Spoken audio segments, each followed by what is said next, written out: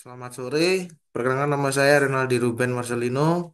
Di sini saya akan mempresentasikan tugas UAS, bagaimana cara menanggapi keluhan pelanggan mengenai destinasi wisata di era berkembangnya sosial media, dan bagaimana kita merespon terhadap keluhan pelanggan dari sisi kepribadian sebagai melankolis.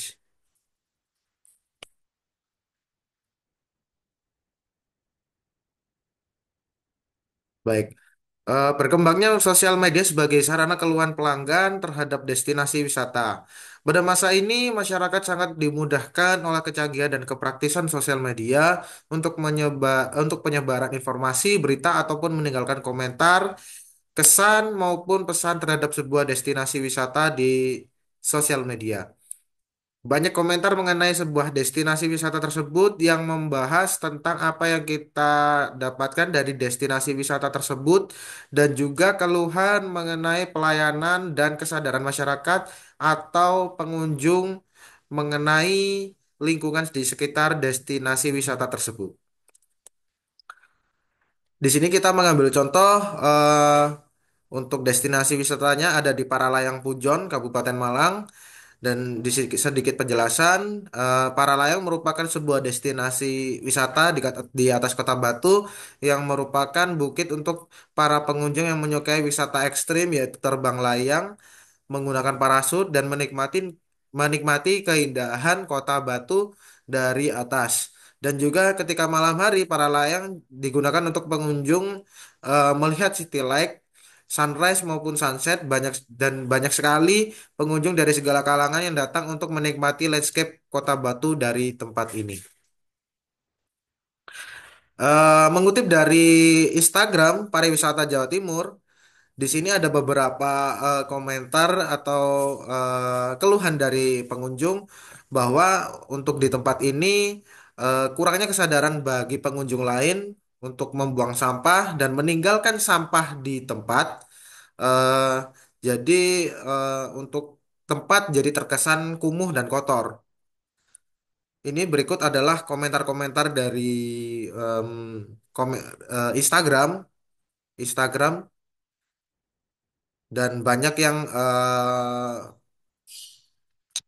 komentar negatif karena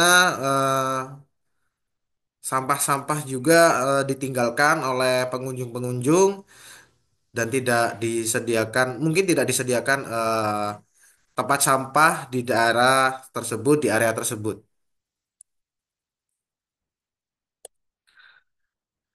Bagaimana cara menanggapi keluhan pelanggan dari segi pribadi yang melankolis? Kalau kita lihat dari sudut pandang pengelola, yang pertama adalah mendengarkan keluhan dengan empati. Yaitu berikan perhatian penuh, tunjukkan bahwa Anda mendengarkan dengan serius, misalnya dengan mengangguk atau memberikan tanggapan singkat seperti saya mengerti. Gunakan nada suara yang tenang dan hangat.